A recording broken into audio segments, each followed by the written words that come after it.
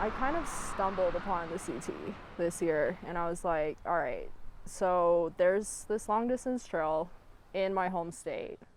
I'm definitely doing that this summer. Unsupported is kind of like the Spartan style, where you carry everything from start to finish, except for like water from natural sources. It's you and your pack, and then you figure out how to get yourself to the finish line. I was concerned, especially unsupported, and the plan that she laid out, saying that in 9 days, if she was to achieve that record, it would mean on average 54 miles a day. Proud of her courage, yet the concern for her in terms of the amount of food that she has and whether she can walk that many miles. When I had parted with him and was walking away, I was like, oh dear, like that might be the last time I see him.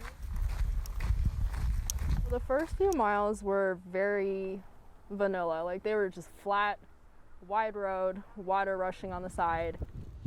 Ultimately, I settled on like just pre-made, ready to go, bust it out of the pack and just like down the hatch and off you go type food, which ended up being Pro bars. Okay, I need 18 bars a day because roughly going to be burning around 8,000 calories with the 54 miles and all this stuff. So I was already sweating a little bit on 12 bars a day.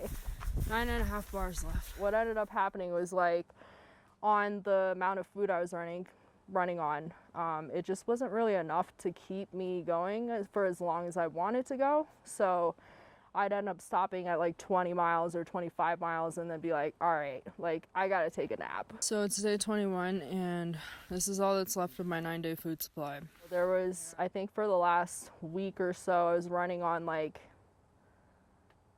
800 or less calories a day and still putting out these insane miles. We haven't had a whole lot of rain like during the spring as we usually would. And so that equates to dry water sources up there in the mountains. There was either no water for long stretches within that 30 miles, or the water that was available was like, it was like more of a glorified puddle with murky water and like cow waste products and like lots of flies. 21 and a half days and 52 minutes. The last day was... It was emotional. My wife was asking everybody that comes out of the trailhead, and it's like, did you see somebody?